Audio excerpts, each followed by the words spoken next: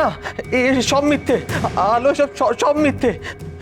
এটা ঠিক, আমি তোমাকে ভালোবাসি, কিন্তু পরে স্ত্রীর ওপর নজর দিতে লজ্জা করে না আপনার? কি ভেবেছেন আপনি? আমার কি ভেবেছেন আপনি বলুন? আলো, আলো, ডক্টর! আলো, তুমি বলেন না আপনি আমাকে।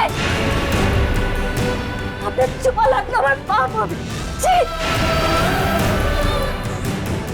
আলো, আলো, তুমি এসব কি বলছো? কি কি বলছিস কি বিমান? তুই তুই ব্যবস্থা করেছিস যাতে অংশুর জামিন না হয়? হ্যাঁ, আমি করেছি। কিন্তু কেন? উফ, আমি করেছি তার কারণ সুজয়বাবু তাই চাইছিলেন মা। আর আমারও মনে হলো তাতে খেলাটা আরো ভালো জমবে। হ্যাঁ, দেখো, পর্দার মনে এই ধারণাটা গেঁথে দিতে হবে যে আলো পর্দাকে পথের কাঁটার মতো দূরে সরিয়ে রাখতে চায়। আর সুজয়বাবুর সাথে এই ফষ্টি নষ্টিটা করে যেতে চায়। আর তাই আমি এত কাঠখড় পুড়িয়েই পাকাপাকি ব্যবস্থা করলাম। আর তোমরা গিয়ে ওখানে। আচ্ছা মা, তুমি কি এখন রূপার বুদ্ধিমতো চলা শুরু করলে? আচ্ছা আচ্ছা, তুমি কি থানায় যাবার আগে একবারও আমার সাথে কথা বলাটা জরুরি মনে করলে না? ভাগ্যিস থানায় এলাম। তুই যে কাজটা করেছিস সেটা ভালো। এবার দেখ আমি কি করি। খেলা জমে গেছে বিমান। খুব তাড়াতাড়ি অংশু একেবারে আমাদের হাতের মুঠোয় চলে আসবে, দেখে নিস।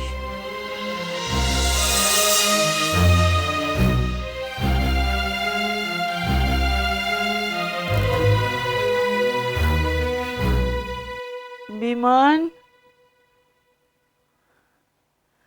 ও বিমান, হ্যাঁ ঠাম্মা, বলো।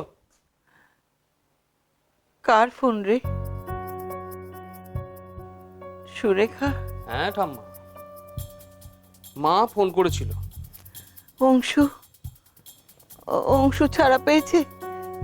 কি বললো সুরেখা? ঠাম্মা, এখনো সেভাবে কিছুই বোঝা যাচ্ছে না, বুঝলে? কেন বোঝা যাচ্ছে না? কেন?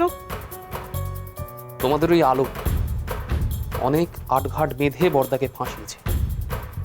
এখন দেখো, অত সহজে কি বর্দা ছাড়া পাবে? তাহলে উপায়? উপায় কিচ্ছু মাথায় আসছে না ঠাম্মা, কিচ্ছু মাথায় আসছে না। আমি শুধু ভাবছি ওই আলোর কথা। কি ডেঞ্জারাস ভাবো। ওই আলো আর ওর ওই প্রেমিক দুজনে মিলে বর্দার কপালে আর কি কি বিড়ম্বনার ব্যবস্থা করে রেখেছে, এখন তাই দেখো। বিমান, তুই সুরেখাকে বল না রে, যেমন করেই হোক, যত টাকা খরচা হোক, অংশুকে যেন জেলের বাইরে আনার। আম্মা, আলো এমন কেস দিয়েছে বর্দাকে জামিন দেওয়া যাচ্ছে না।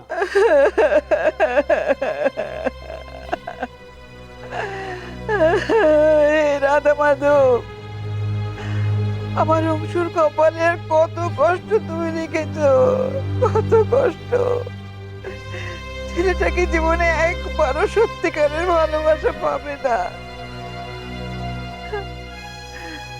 আর কত বিশ্বাস ভঙ্গ করবে তুমি ওর, আর কত।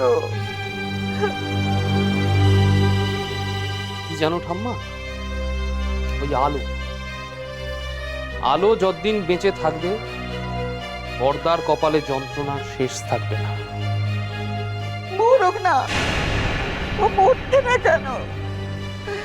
কত বড় অ্যাক্সিডেন্টের পরেও বেঁচে আছেন শুধু আমার অংশকে জ্বালাবে বলে। না জানি আমার অংশুর কপালে আর কত ভোগান্তি আছে।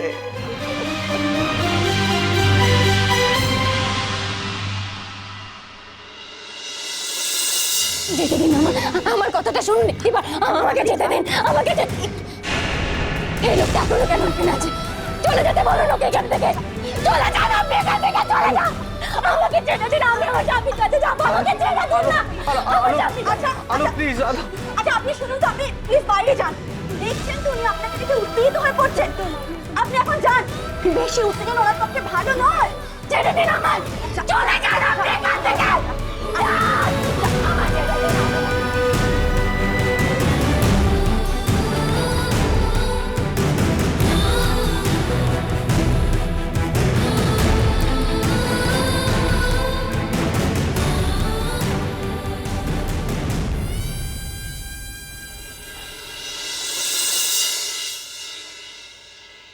অংশু,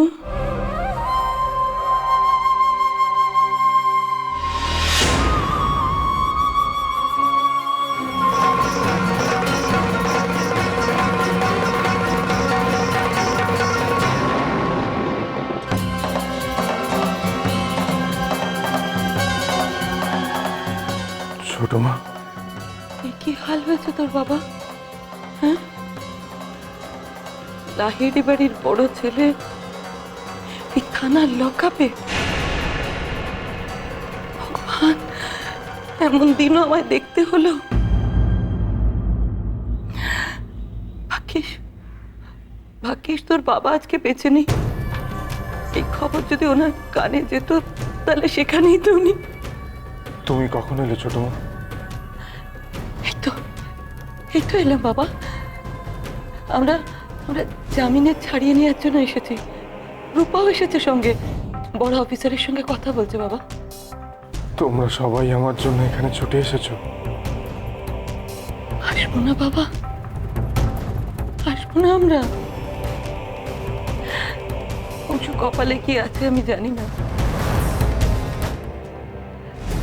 কিন্তু কিন্তু এই লকআপের চার দেয়াল থেকে তোকে আমি বের করে নিয়ে যাবই, যেভাবেই হোক। তার জন্য যা যা করতে হয় সব আমি করব। তুই ভাবিস না বাবা, তোর বাড়ির লোকজন তোর সঙ্গে আছে, একটুও ভাবিস না। আমি আর কিচ্ছু ভাবতে পারছি না ছোট মা। যে ধাক্কাটা খেলাম সেটা সমস্ত চিন্তা ভাবনা করার ক্ষমতা কেড়ে নিয়েছে। বাবা, এই কথাটা যদি আগে ভাবতিস তাহলে এমন দিনটা তো আর দেখতেই হতো না। তখন তো ছোট মাকে একেবারে চোখের বিষ মনে হতো, তাই না? কিন্তু অংশু, হাজার হলো তুই তো আমার ছেলে। ছেলে না হয় একটা ভুল করে ফেলেছে, কিন্তু আমি মা হয়ে একটা ভুলের জন্য ছেলের এত বড় শাস্তি পাওয়া আমি কি করে চোখে দেখবো?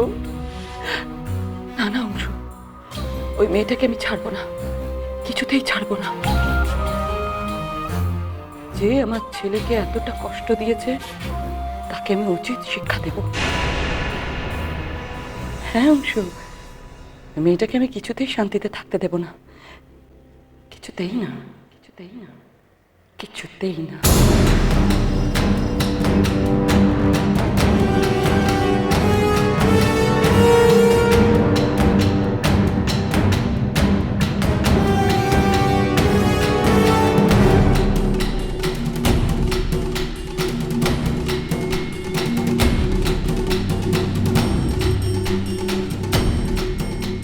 চুপ করে থেকো না, বলো কি মনে হয়? রূপা, কথাটা জানা আমার খুব দরকার। আলো আর সুজয় আপনার বিরুদ্ধে এমন একটা কমপ্লেন করেছে যার জন্য আপনাকে আমরা জামিনে ছাড়িয়ে নিয়ে যেতে পারছি না। তার মানে আমাকে ব্যবহার করে খেলাটা খেলা হলো? আমার শাখা বলা, আমার শাখা বলা কোথায়? কে খুলে নিয়েছে আমার শাখা বলা কোথায়? লাগলো চোখে